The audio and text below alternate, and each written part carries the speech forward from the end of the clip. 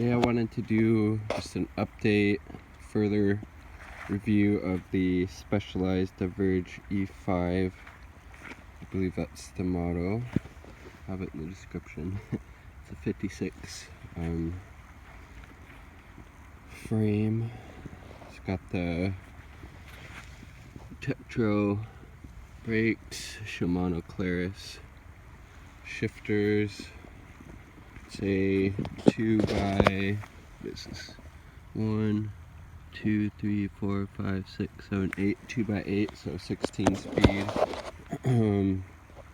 Has clearance for even bigger tires than this, as you can see there.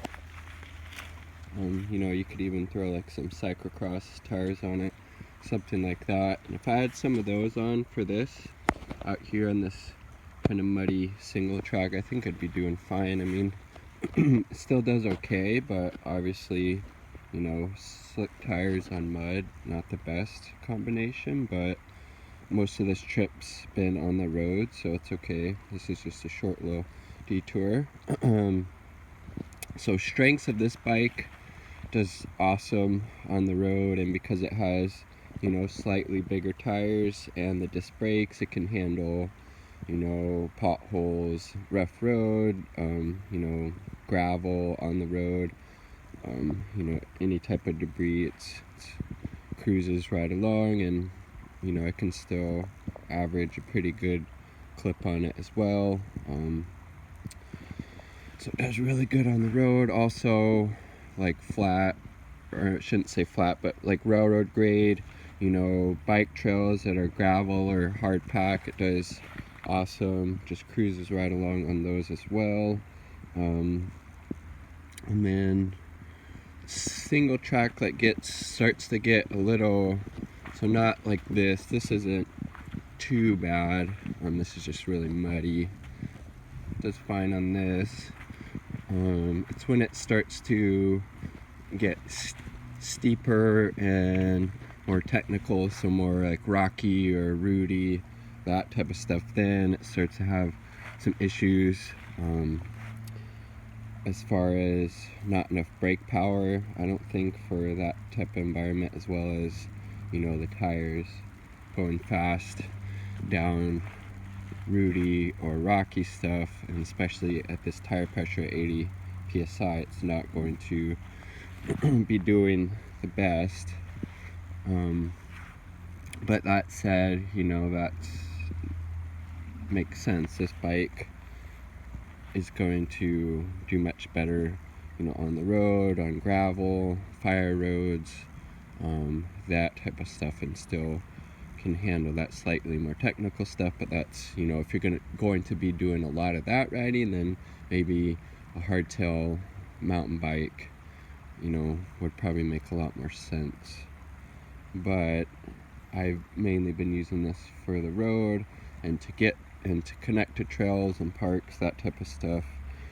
So it's been doing great, as well as, you know, on the bike pass. I'm gonna hopefully use it for some bike touring later this year, because this bike is set up for putting, you can, you know, be able to hook up fenders really easily, as well as panniers, or those little bags that hook onto kind of the metal racks, and on the front as well. So hopefully get that kitted out. But to do that, you would also, I was talking to a buddy about this the other day. He does a lot of bike touring in his past, and you have to upgrade the hubs, spokes, wheels, nipples, so pretty much a whole new wheel set, as well as it might be a good idea to upgrade the brakes.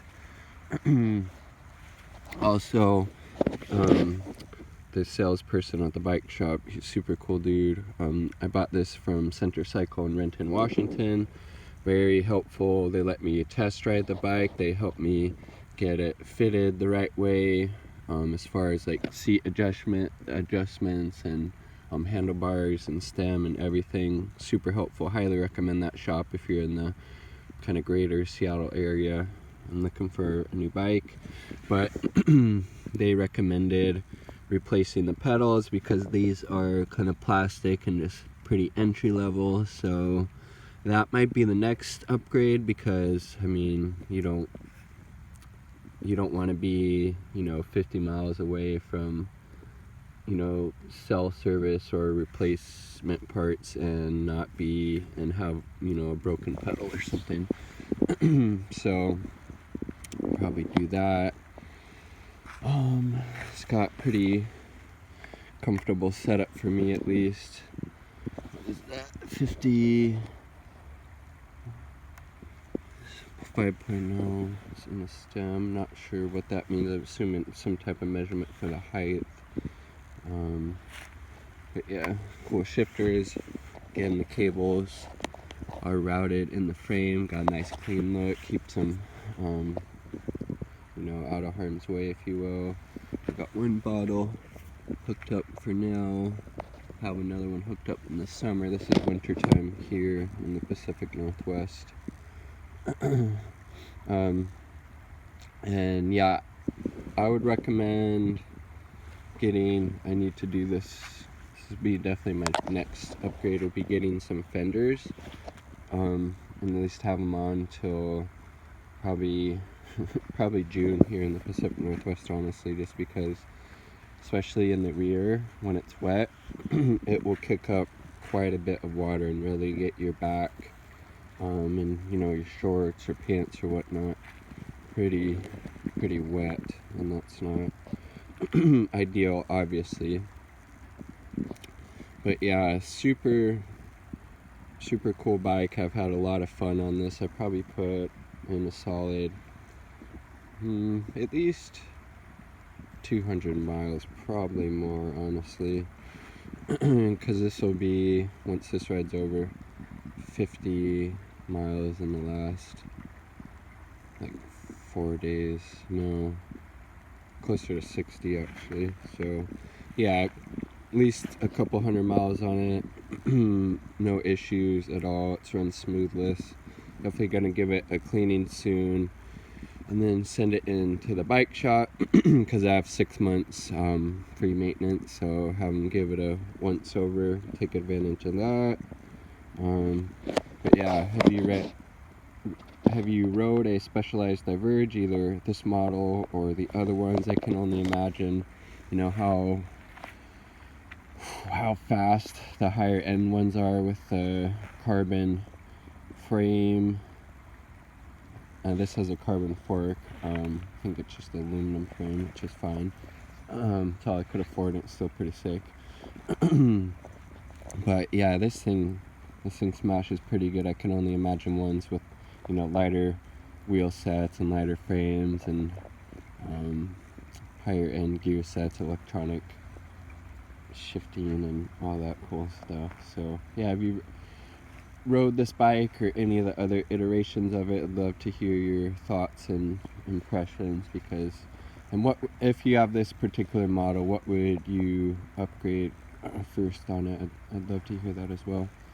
Peace. Hope this finds you well. Let's remember to be kind to each other, to the planet, to the animals, and to ourselves.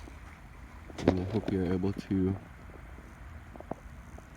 get outside at some point too. This is just down by the Green River. Only one out here. How lucky. Peace.